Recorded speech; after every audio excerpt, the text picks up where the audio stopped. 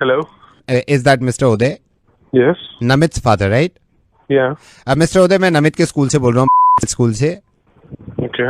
Mister उदय, नमित ने अभी tattoo बनवाया है, तो आज स्कूल में ये एक्टिविटी थी, हमने सारे बच्चों के हाथ पे टैटू बनाए हैं। तो आपके बेटे नमित ने मुझसे ये कहा था कि पापा के भी गर्दन पे एक टैटू बनवा दीजिए। That's why I called you. मैं कब आऊँ आपके पास या आप आएंगे स्कूल टैटू बनवाने? नहीं सर, मुझे टैटू वैटू नहीं करवाना please. But he wants, you know. मैं क्या कर सकता हूँ इसमें? बच्चा है वो तो कुछ भी कहेगा। वो कह रहा है कि फादर के भी बना दो, और फैशन भी है आजकल टैटू तो आपके गर्दन पे। मैं फैशन है तो मैं क्या करूँ? मुझे नहीं बनवाना है, मैं आपको कह रहा हूँ, कितनी बार कहूँ नहीं बनवाना मुझे। एक बार अगर आप आ जाएंगे। पागल हो गए हैं क्या? जब वो तो बच्चा है, कुछ भी बोलेगा। ये उम्र है मेरी टैटू बनवाने की? राइट मिस्टर उदय, ये कोई उम्र है आपकी टैटू बनवाने की? वही तो कह रहा हूँ यार, मैं नहीं बनवाना मुझे टैटू, मेरी उम्र नहीं है ये टैटू बनवाने। वही मैं आपसे कह रहा हूँ, असल में समझते नहीं है, ये कोई उम्र है आपकी टैटू बनवाने की? लेकिन उदय, आपके पापा की भी तो उम्र हो गई है वो सब काम ना करने की जो आप चाहते हैं। उदय, मैं नवेद बोल रहा हूँ मिर्ची से, और मेरा मकसद ही नहीं होता कि मैं इन चक्करों में पड़ूं, लेकिन मजबूर हो जाता हूँ कहीं ना कहीं फोन करने के लिए। फोन मत काटिएगा, मेरी बात सुनिए। ये मैंने सिर्फ इसी वजह से किया था कि आपको एहसास हो।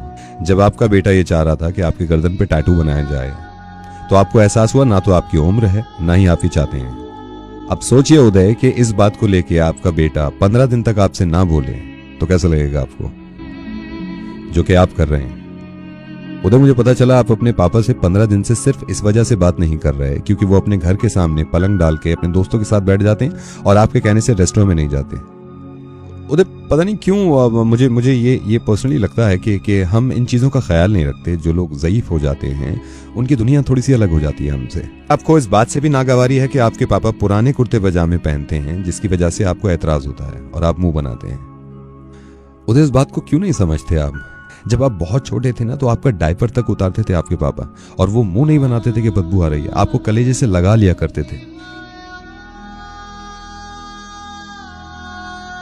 जब आप तुतला के बोला करते थे ना उदय, जब उनके बात समझ में नहीं आती थी, तो वो झुंझलाते नहीं थे कि ये मेरी जैसी बोली क्यों नहीं बोल रहा, बल्कि सीने से लगा के आपको समझाया करते थे कि बेटे ऐसे बोलते हैं। जब हम बड़े हो जाते हैं तो हमें अपने वालिदैन से इस बात से भी एतराज हो जाता है कि बार बार एक ही सवाल करना, बार बार एक ही बात पूछना। जब बहुत छोटे हुआ करते थे हम, तो एक ही बात की रट लगाते थे, 1000 दफा पूछते थे और 1000 दफा मुस्कुरा के वो जवाब देते थे। उधर पता नहीं आपको एहसास है या नहीं, लेकिन मैं सभी को ये बताना चाह रहा हूँ कि जब इंसान बूढ़ा होने लगता है तो दोबारा से बचपने में आ जाता है, तो उसका इतना ही ख्याल रखना चाहिए जितना बचपन में इन्होंने हमारा ख्याल रखा है। मैं आपसे ये तो कह नहीं रहा हूँ कि आप नौकरी वोकरी छोड़ के अपने माँ बाप की खिदमत करने लगे, लेकिन जो काम वो चाहते हैं अगर आप वही उनको करने देंगे तो दुनिया की सबसे बड़ी खुशी मिल जाएगी उनको। आई नो आपके पापा ना तो रेस्टोरेंट जा सकते हैं ना क्लब जा सकते हैं, ये आपको खूब मालूम है, और आप भी शायद मोहब्बत में ये कहते होंगे कि हमारे साथ चलें, लेकिन उनको खुशी उन्हीं में मिलती है कि वो अपने दोस्तों के साथ बैठ जाएं, पलंग पे बैठ जाएं, कुर्ते पजामा पहन लें। यही वाला जनरेशन गैप एक बार फिर आपकी जिंदगी में आएगा, जब आपका बेटा आपको कहीं और ले जाने की जिद करेगा और आपको लगेगा कि आपकी उम्र नहीं है, जैसे कि मैं टैटू बनवाने की बात कर रहा था। अब ये सोचिए कि आपका बेटा आपसे बात ना करे, कैसे लगेगा आपको? आई डोंट नो क्यों हो गया। उदय, हम पूरी रात इनको सोने नहीं देते थे जब हम छोटे थे, अपनी नींदें उड़ाते थे ये, और फिर जाते थे ऑफिस सिर्फ हमारी मोहब्बत में। आज ये सिर्फ ये चाहते हैं कि इन्हें इनकी जिंदगी जीने दें हम, उसमें भी हमें परेशानी है। उदय प्लीज बात करिए अपने पापा से, और उन्हें बहुत अकेलापन लगता होगा यार, कितना कुछ किया है उन्होंने हमारे लिए।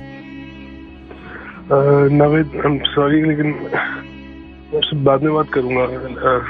लेट मी कॉल माय पापा। Please call him. Thank you so much.